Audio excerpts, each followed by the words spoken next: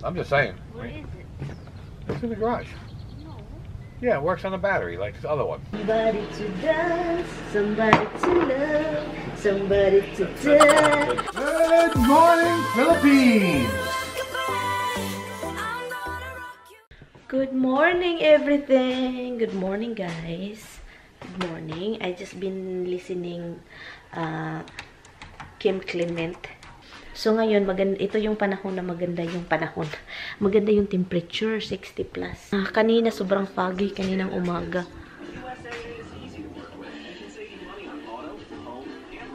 May mga tao sa kakahuyan. So, sobrang foggy this morning. So, akala ko uulan or something. Or, kasi wala ding init, hindi mainit. So, ngayon, lumabas na, mga almost 10 o'clock na. Pero mamaya, maging maganda yung temperature mamaya, mga 1. So, mamaya, magre-ready lang ako, guys. Nag-defrost po tayo. Nag-defrost ako ng, steak. Hopefully, maano yan sa labas mamaya, mamayang gabi for dinner. Kasi maganda yung temperature. Tubigan lang natin yung dahon, yung halaman doon sa harapan ng bahay. Kasi, yun sa front door. And then, lalabas ako, kaya nag-sweater lang ako, guys, kasi alam nyo na. Masaya itong plant na to, guys. Look. So, kaya yun, tubig-tubig, para masaya.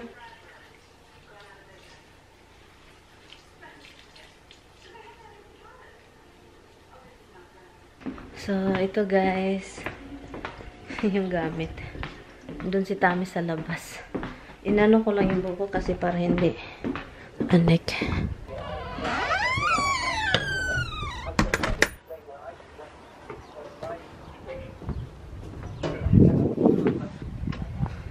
Ito yung sabi ko, guys, na kailangan kong linisin yan. Time-lapse lang tayo, ha? Ititrim ko to. Makapal na yung roses dyan. At saka ito, ititrim ko to. Pero I think yung trimming is next time na.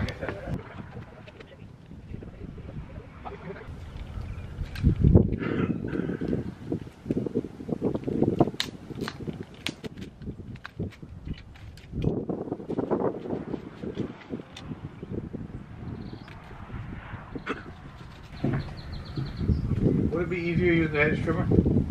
Huh? Would it be easier using the hedge trimmer to do this? Like that. I'm just saying. Where is it? It's in the garage. No. Yeah, it works on the battery like this other one. I know that's the Oh, maybe it's in the shed? I don't know.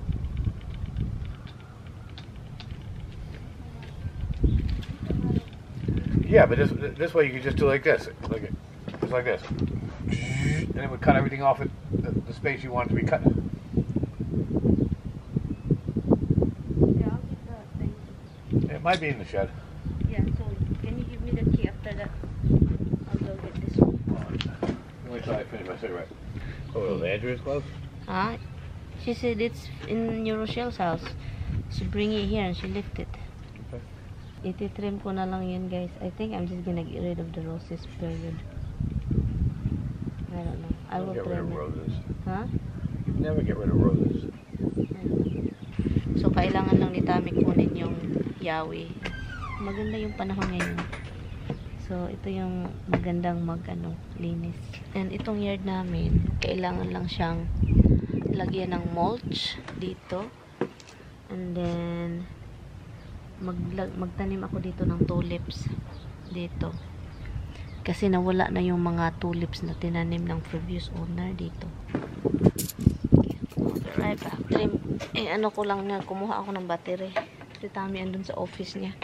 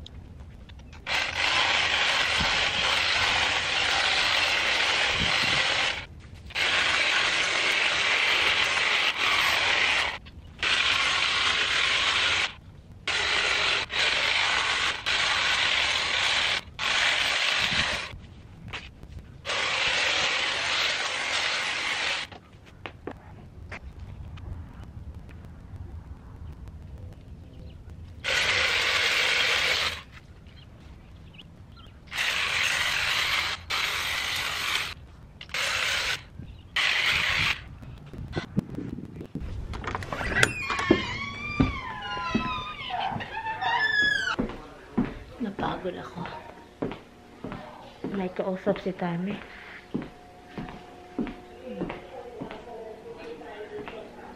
May kausap siya. May trabaho. May ginawa. Sobrang kati ng ano ko dito. Kati. Nanginginig ako sa gutom. Oh guys, nagutom ko. Rice, guys. Hi, baby! Andun si Tami, guys. Chong, chong. Hi, say hi, honey. Kumain lang ako and then nakaupo, nag-relax konti. And yun. So, hanap tayo ng anek. Ano ba yung hanapin ko? Kasi yung kinakat ko na roses, i-ano ko siya, ilagay sa bag, and then pagkatapos niyan, ilagay sa basura or idiretso tapon. I don't really know. I don't know. For now, tapos na ako sa labas. Dito naman tayo sa garayan. Meron lang akong kukuliktahin ng mga basura. And itong mga pananim ko dito, meron akong pananim, diba? Sa ano, init guys. Uy, akala ko maganda yung panahon. Mainit pala.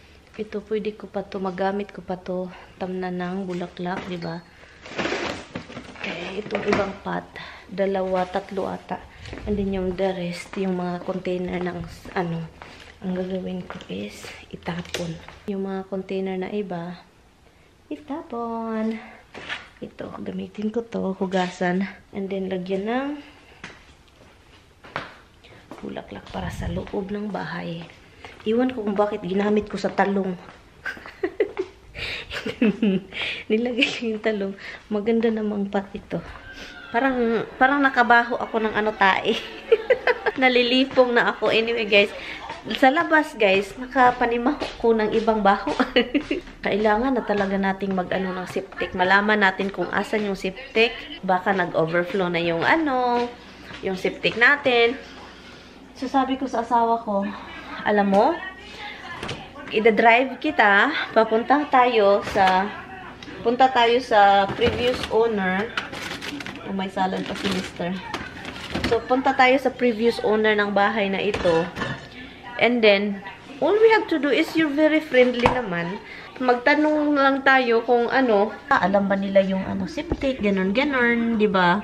So, ngayon, sabi ko, mag-drive tayo doon. Para malaman natin. Sabi ko, friendly ka naman. So, hindi yan nakapag ano kasi kung sabihin nila na hindi nila alam, din yun. So, easy. Aalis tayo, sabihin natin salamat. You know, kasi sabihin natin na sobrang mahal magdig at hanapin, di ba? So, sabihin natin yung totoo. So, baka mabigyan tayo ng idea kung asan yung septic nakalagay yung opener. Yung pagbili namin sa bahay na ito, may package na nakaano dito, adala. Nakapangalan sa kanila. So, ngayon, ang ginawa namin, hindi ko alam kung anong nangyari, kung bakit nalaman namin yung bahay. Malapit lang dito yung bahay nila, guys.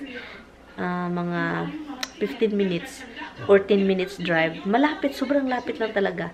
And, yun. So, sabi ko, I remember kung asan yun. So, ang gagawin natin is, hanapin, punta tayo doon, and then, diba, 4, 5, magpa 5 years na guys, and then wala pa rin, hindi pa rin namin na-clear yung septic, diba? So Sammy, let me pick this one. I pick this, guys. Ito yung pinili ko. Sabi niya, pili ka. Ganun yan man siya palagi. Pili ka. Ito yung pinili ko. Kasi may part dito na gusto ko. Ito yung part na gusto ko talaga. This is T-bone steak, right? Yeah. T-bone steak, but the other two doesn't have the other. At ito yun pala yung ano, pang seasoning namin. Okay. My hobbies feeding the kids. And somebody's crying down there. Yak-yak yan guys, si Hubs. So yun guys, so Tami is cooking tonight. It's just grilling guys. This is our first grill of the year, right? The first grilling outside. The nice weather. What is the temperature this weekend, Han? 40s. It's in 40s. So we're not gonna be stuck in 50 to 60. Oh, this coming Saturday, guys. Change time na naman. Is that Saturday? And there is an ice over there too. Close to the freezer.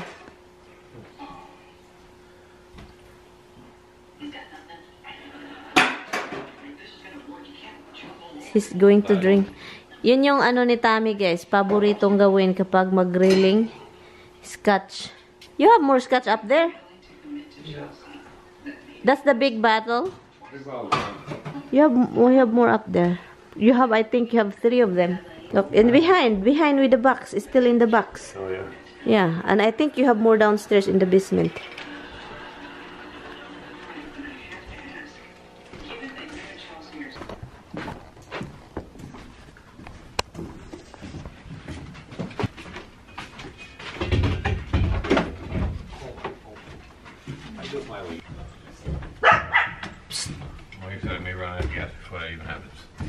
You don't have any more gas here?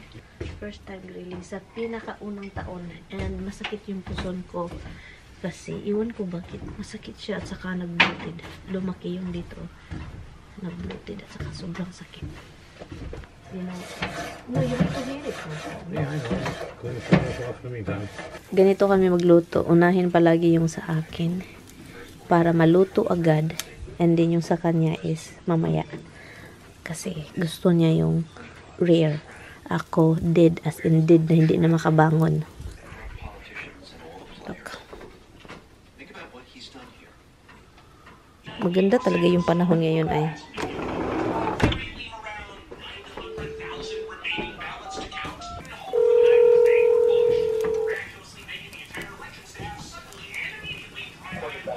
That's still a nice one, right? We don't need to throw that out. I like it. What, the green ones? Yeah, still good, right? Yeah, they're dirty, but all right. Yeah, they're good. It's still good. Is this what Isabel talking about? Where is the thing? The glass? Oh, it's right here. Why is it there? I don't know. Why you went flying? Huh? No. No.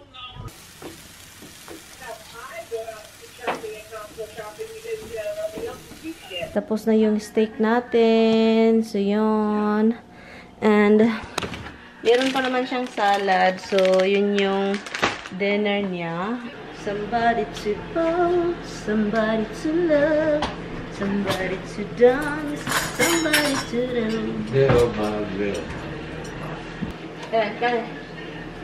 Somebody to dance, somebody to love, somebody to dance. Put lime steak? Put lime on your steak. Oh, you know what? That's really good for vinegar, hon. The lime is good with vinegar, and then you dip the steak in there. It's like a kinilaw, kinilaw grill. What a way to kill a steak. No, you know, Vinegar, you know kinilaw, right? Yes, you don't do the steak. No, we do. No, Pork. We do pork and mix it with kinilaw, or we call it sinuglaw, lala. Hello guys, it's 9 o'clock and I'm gonna end the vlog, but before natin i-end yung vlog, lagyan natin ng pagkain yung cat dish sa labas para may makain yung pusa. So let's go.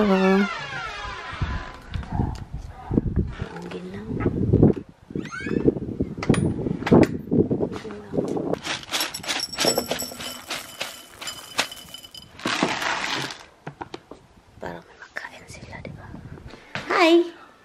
I gave a dry food. The cat outside. I did. Rox. I did, Hubs. And salamat guys sa panunood. I will see you guys na lang bukas. Kita-kits tayo bukas. So, see you tomorrow.